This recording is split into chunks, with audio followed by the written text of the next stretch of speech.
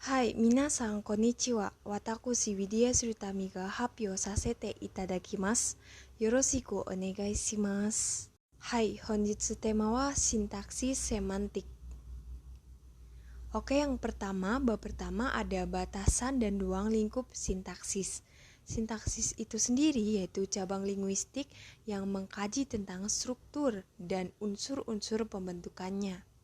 Nah, unsur dalam sintaksis itu ada 4, yaitu ada kata, frase, klausa, dan kalimat. Kata itu sendiri yaitu satuan terkecil, kalau frasa, 2 kata atau menduduki satu struktur. Ada klausa yaitu sekumpulan kata, dan kalimat kesatuan bahasa yang terkecil yang paling lengkap. Struktur sintaksis itu sendiri dibagi juga menjadi 4, yaitu subjek, objek, predikat, dan keterangan. Seperti yang kita tahu, yaitu SPOK. Selanjutnya ada jenis kalimat dalam bahasa Jepang. Yang pertama yaitu berdasarkan strukturnya atau kozojo. Dibagi lagi menjadi dokuritsugobung kalimat minim, yaitu kalimat yang tidak memiliki fungsi predikat. Ada kandoshi menggunakan kata seru seperti ya, dan ada meisi yaitu terbentuk dari nomina. Selanjutnya ada jutsu gobung yaitu kalimat yang berkonstruksi predikatif. Predikat itu sendiri ada verba, adjektiva, dan nomina. Jutsu gobung itu sendiri dibagi beberapa jenis. Yang pertama berdasarkan jenis kata yang menjadi predikatnya. Ada dosibung kalimat verbal, yaitu verba transitif yang membutuhkan objek dan verba intransitif yang tidak membutuhkan objek. Ada meisibung kalimat nominal, ada keiosibung kalimat adjektiva. Yang kedua berdasarkan jumlah klausanya. Ada tambung, yaitu kalimat tunggal atau satu informasi saja. Yang kedua ada fukubung kalimat majemuk, ada induk kalimat dan anak kalimat. Dalam kalimat bahasa Jepang itu juga ada berdasarkan maknanya atau imijo. Ada 2, imiteki nyo dari segi sisinya dan netatsuteki kino dari segi fungsinya. Dari segi isi, ada jotaibung menyatakan suatu keadaan dan ugokinobung menyatakan aktivitas atau kejadian. Nah, dari segi fungsinya ada hataraki kakenobung yaitu kalimat perintah, ada isi atau gambono hosusubung menyatakan maksud atau suatu keinginan, ada no betate nobung kalimat berita, dan terakhir ada toikake nobung yaitu kalimat tanya. Bab 2 yaitu tentang unsur dan pola kalimat. Unsur kalimat sudah disinggung tadi di bab 1, ada subjek atau sugo, predikat jutsugo, objek taisugo, keterangan jukyugo, modifikator susokugo, ada konjungsi setsuzokugo. Dalam unsur kalimat itu juga ada kelas kata atau hinsibunrui. Ada 8. Yang pertama ada meisi atau nomina, ada dosi, verba, keiyoshi, adjektiva, jodoshi, kopula, ada joshi, partikel, ada setsu, zokushi, kata sambung, ada fukushi, kata keterangan, dan yang terakhir ada kandoshi atau kata seru. Selanjutnya tentang pola kalimat. Dalam pola kalimat itu sendiri ada dosibung yaitu kalimat yang berpredikat verba. Ada verba intransitif yang tidak membutuhkan objek, biasanya formatnya subjek predikat, maupun verba transitif yang membutuhkan objek, formatnya subjek objek predikat. Yang kedua ada keiosibung yaitu kalimat adjektiva i dan na, yaitu kata sifat i dan na.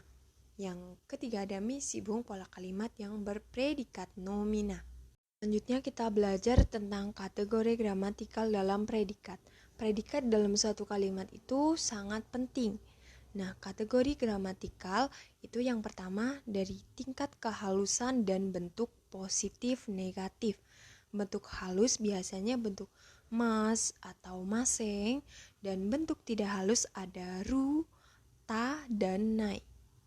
Yang kedua ada mite kata yaitu bentuk positif dan bentuk negatifnya. Kedua, dalam kategori gramatikal Ada diatesis atau tai, yaitu menunjukkan hubungan antara partisipan atau subjek dengan perbuatan yang dinyatakan oleh verba klausa. Dibagi menjadi dua, diatesis aktif atau nodotai dan diatesis pasif atau judotai. Selanjutnya, kalimat pasif atau kemi atau judobung dilihat dari dua segi. Yang pertama dari segi makna dan segi struktur. Dari segi makna, ada pasif netral atau churitsu kemi dan pasif advertatif atau mewaku kemi. Dari segi strukturnya, ada pasif langsung, biasanya itu objeknya berupa manusia atau benda yang bernyawa saja. Kebalikannya, kalau pasif tidak langsung, objeknya itu benda mati. Nah, ini yang perlu diingat oleh minasang. Dalam bahasa Jepang, kalimat pasif itu biasanya untuk mengungkapkan mewaku atau perasaan tidak suka. Kalau kalimat pasif tidak langsung, subjeknya tidak boleh benda mati. Selanjutnya dalam kategori gramatikal, yang ketiga ada kausatif atau seiki. Ini digunakan untuk menyatakan arti menyuruh atau menyebabkan seseorang untuk melakukan sesuatu perbuatan. Ada pasif kausatif atau seiki kemi, ada sebuah paksaan untuk seseorang melakukan suatu perbuatan. Yang keempat dalam kategori gramatikal ada transitif dan intransitif. Udah di bab sebelumnya juga, kalau transitif itu membutuhkan objek, kalau intransitif tidak membutuhkan objek. Dalam bahasa Jepang, banyak verba transitif yang memiliki pasangan verba transitif. Kedua jenis verba tersebut merupakan verba asli. Dalam kategori gramatikal ada diatesis lainnya. Dalam bahasa Jepang terdapat diatesis resiprokal atau sogo. Ada banyak, ada araso, berperang, ada kakawaru, berhubungan, ada so dan suru, berunding, ada kekong suru, menikah, ada kenkasuru, berkelahi, ada verba transitif akhiran au, yaitu saling dan sebagainya. Intinya dalam diatesis ini membutuhkan lawan, seperti berperang kan pasti ada lawannya, berhubungan juga ada lawannya, berunding juga, menikah juga, dan berkelahi juga, dan saling juga ada lawannya. Sugi no temawa. Bab 3. Kita akan belajar tentang kala, aspek, dan modalitas. Kala atau biasa kita sebut tensis atau jisei, yaitu kategori gramatikal yang menyatakan waktu terjadinya suatu peristiwa atau berlangsungnya suatu aktivitas yang bertitik tolak pada waktu saat kalimat tersebut diucapkan. Kala ada dua, yaitu bentuk verba dan waktu terjadinya. Kalau bentuk verba ada kala lampau dan kala bukan lampau. Yang pertama ada kala lampau atau kako. Contohnya masta berakhiran masta, ta, maseng desta, dan nakata. Sedangkan kala bukan lampau atau hikako biasanya berakhiran mas, maseng, teiru, ru, dan nai. Nah, dalam waktu terjadinya ada 3, yaitu kako, lampau, ada gengsai, sekarang, dan mirai, mendatang. Aspek itu sendiri yaitu kategori gramatikal dalam verba yang menyatakan kondisi suatu perbuatan atau kejadian, apakah baru dimulai, sedang berlangsung, sudah selesai, atau berulang-ulang. Juga dibagi menjadi 2, yaitu aspek bentuk T dan aspek yang tidak menggunakan bentuk T. Dalam aspek bentuk T, yang pertama ada bentuk teiru, yaitu menyatakan aktivitas atau kejadian yang sedang berlangsung, atau kondisi atau hasil suatu perbuatan, atau keadaan yang terjadi secara alami, atau pengalaman, atau pengulangan. Yang kedua ada bentuk tekuru, yaitu mendekat, ada bentuk teiku, yaitu datang. Yang ketiga ada bentuk tearu, yaitu menyatakan keadaan sebagai hasil dari akibat suatu perbuatan atau perbuatan yang telah dilakukan. Selanjutnya ada teoku, yaitu menyatakan kegiatan sebagai perbuatan. Yang terakhir ada tesimau, yaitu kegiatan yang dilakukan sampai tuntas. Selanjutnya aspek yang tidak menggunakan bentuk te. Sufik atau akhiran dalam verba majemuk yang bisa digunakan untuk menyatakan aspek. Ada 3. Yang pertama ada akhiran hajimeru dan akhiran dasu, yaitu menyatakan dimulainya suatu kegiatan. Yang kedua ada akhiran kakeru, suzukeru, dan tosu, menyatakan aspek sedang berlangsungnya suatu kegiatan atau kejadian. Yang terakhir akhiran owaru dan ageru atau agaru, yaitu menyatakan berakhir atau selesainya suatu kegiatan. Kalau sudah aspek udah, yang terakhir modalitas atau hosei, yaitu kategori gramatikal yang digunakan pembicara dalam menyatakan sikap terhadap suatu kepada lawan bicaranya. Dalam modalitas itu sendiri ada banyak ya. Yang pertama ada kakugeng, yaitu pernyataan yang dianggap pasti atas keyakinan pembicara.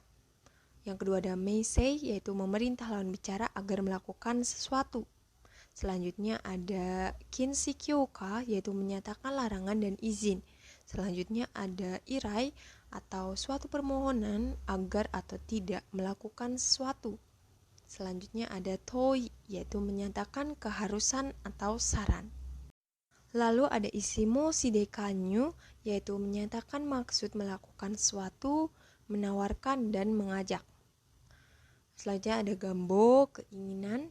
Ada geikeng, dugaan atau menyatakan berita. Selanjutnya ada setsume, yaitu menyatakan alasan. Dan yang terakhir ada hikyo, yaitu perumpamaan dua hal atau lebih yang memiliki kesamaan. Sugi wa bab 4, yaitu tentang teori analisis. Yang pertama ada analisis IC. Jadi intinya dalam analisis IC ini, dalam menganalisis kalimat, pertama kalimat dibagi dalam 2 bagian besar, yaitu bagian subjek dan predikat. Yang kedua, analisis yaitu teori gramatika generatif, yaitu mengeluarkan teori berupa struktur frasa dengan ketentuan struktur frasa dan ketentuan leksikon. Teknik selanjutnya ada pendekatan formalis dan pendekatan fungsionalis. Kita bisa lihat perbedaannya. Pendekatan formalis, aliran tata bahasanya transformasi atau generatif, menekankan pada struktur, dan yang dianalisis bahasanya fenomena psikologis manusia, dan berfokus pada sintaksis, berfokus pada kalimat, klausa, dan frase. Sedangkan pendekatan fungsionalis itu aliran tata bahasa fungsional, menekankan pada makna dan fungsinya. Dan yang dianalisis itu di luar bahasa, yaitu masyarakatnya, bukan bahasanya. Dan yang dianalisis itu fenomena sosial, karena masyarakatnya, dan berfokus pada kalimat, alenia, dan wacana.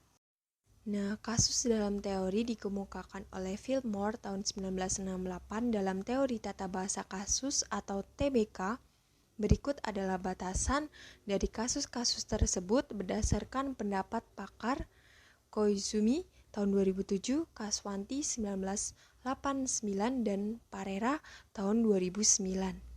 Kasusnya ada banyak. Yang pertama ada agentif atau agentif A, yaitu pelaku manusia atau binatang. Biasanya ditandai dengan partikel wa atau ga. Yang kedua ada pengalam atau experiencer atau E, yaitu suatu makhluk bernyawa yang mengalami peristiwa psikologis, sensasi, atau emosi. Biasanya verba yang menjadi predikatnya. Yang ketiga ada instrumental atau alat atau I, yaitu alat yang digunakan. Biasanya dalam bahasa Jepang itu menggunakan partikel D. Selanjutnya ada benefaktif atau B, yaitu makhluk hidup yang memperoleh keuntungan. Selanjutnya ada objektif atau O, yaitu objeknya dalam sebuah kalimat. Biasanya dalam bahasa Jepang itu ditandai dengan partikel o. Selanjutnya ada sumber atau source atau s, yaitu menunjukkan hubungan semantis antara nomina dengan verbanya. Biasanya dalam bahasa Indonesia itu kata dari. Nah, kalau di bahasa Jepang itu biasanya ditandai dengan partikel kara atau ni. Selanjutnya ada sasaran atau goal, G, yaitu menyatakan tempat atau objek yang menjadi tujuan. Biasanya dalam bahasa Jepang itu ada partikel ni atau e. Selanjutnya ada lokatif atau L, yaitu menunjukkan lokasi, tempat, atau ruang. Biasanya menggunakan partikel D. Kasus selanjutnya ada komitatif atau C, yaitu nomina yang penyerta. Biasanya dalam bahasa Jepang itu ditandai dengan partikel to. Lalu ada time atau waktu atau T, yaitu menyatakan waktu. Biasanya menggunakan partikel ni. Dan yang terakhir ada faktitif atau result atau F, yaitu hasil dari suatu kejadian. Sugi no tema bab 5 ada semantik. Tadi kita belajar tentang sintaksis, tentang unsur kalimat. Nah, kalau semantik itu tentang maknanya. Nah, kita pelajari yang pertama ada batasan dan ruang lingkup semantik. Semantik atau bahasa Jepangnya imiron adalah salah satu cabang linguistik atau gengogaku yang mengkaji tentang makna. Semantik mengkaji tentang makna. Makna kan ada banyak. Menurut Machida dan Momiyama tahun 1997, yang pertama ada makna kata atau gono imi. Dibagi menjadi dua, yaitu sinonim atau rigigo, yaitu kata yang memiliki makna yang sama, dan polisemi atau tagigo, yaitu kata yang memiliki makna lebih dari satu. Yang kedua ada relasi makna atau gono imi kankei, yaitu relasi makna perlu diteliti karena hasilnya dapat dijadikan bahan untuk menyusun kelompok kata atau goi berdasarkan kategori tertentu. Ketiga ada makna frasa atau kuno imi. Frasa yaitu gabungan dua kata atau lebih yang membentuk suatu kesatuan. Sedangkan makna yaitu hubungan antara lambang bunyi dengan acuannya. Yang keempat ada makna kalimat atau bungno ini, yaitu ditentukan oleh kata yang menjadi unsur kalimat. Dalam semantik ada jenis dan perubahan makna. Yang pertama makna leksikal dan gramatikal. Makna leksikal adalah makna asli atau sesungguhnya, sedangkan makna gramatikal yaitu makna yang muncul akibat proses gramatikalnya. Yang kedua makna denotatif dan konotatif. Makna denotatif adalah makna yang ditimbulkan karena perasaan atau pikiran, sedangkan makna konotatif yaitu makna yang berkaitan dengan dunia luar bahasa. Yang ketiga yaitu makna dasar dan makna perluasan. Makna dasar yaitu makna asli yang dimiliki oleh suatu kata, sedangkan makna perluasan makna yang muncul sebagai hasil perluasan dari makna dasar. Saigo no tema bab 6 yaitu tentang kajian kosakata. Biasanya dalam kamus Jepang Indonesia itu hanya arti dan jenis katanya saja. Informasinya kurang lengkap apalagi bagi para kita pembelajar asing. Kamus akan lebih membantu para pembacanya jika terdapat hal-hal berikut. Perlu dicantumkan yang pertama yaitu makna atau arti. Perlu dideskripsikan, contohnya pada kosakata oishi yang berarti enak. Nah, kalau pelajar asing salah arti itu bisa menggunakan kalimat oishi, contohnya karada ga oishiku nai, badan saya nggak enak. Padahal kata oishi itu digunakan untuk makanan dan minuman saja. Perlu dicantumkan yang kedua ada huruf, kanji dan kana. Perlu disertai huruf kanjinya termasuk bagaimana cara menulis okurigananya karena banyak kanji yang cara bacanya sama namun maknanya berbeda. Tiga yang perlu dicantumkan ada pelafalan atau hatsuong dan tanda aksen. Ini sangat penting, contohnya dalam gambar ada bunyi ame memiliki dua arti yaitu hujan dan permen. Pelafalan atau hatsuong dan tanda aksen ini sangat penting untuk membedakan arti dengan bunyi yang sama. Yang perlu dicantumkan ada jenis kata atau hinsi bundrui. Teman-teman udah belajar di bab sebelumnya. Kelas kata ada 8, ada nomina meshi, verba doshi, adjektiva keyoshi, copula jodoshi, partikel joshi, kata sambung sesusukushi, kata keterangan fukushi, dan kata seru kandoshi. Contohnya kelas kata ada kosakata genki. Genki itu nomina bukan adjektiva na. Jadi kata genki na hito itu salah. Yang benar itu genki no hito. Yang perlu dicantumkan dalam kamus yaitu perubahan bentuk atau katsuyo. Nah, kata yang mengalami perubahan disebut yogen, yaitu verba, adjektiva, dan copula. Nah, makna setiap kosakata atau yogen tersebut ditentukan pula oleh bentuknya, apakah bentuk lampau atau bentuk akan, dan sebagainya. Yang perlu dicantumkan yaitu pola kalimat atau informasi tata bahasa. Informasi yang berhubungan dengan pola kalimat menyangkut partikel atau kakujoshi. Contohnya pada partikel o pada verba kotaeru yang artinya menjawab itu menggunakan partikel ni bukan pakai partikel o. Dalam situasinya juga perlu dicantumkan, contohnya kosakata ashita, asu, dan myonichi itu situasinya berbeda. Kalau ashita itu untuk sehari-hari, kalau asu lebih formal, dan kalau myonichi itu sangat formal.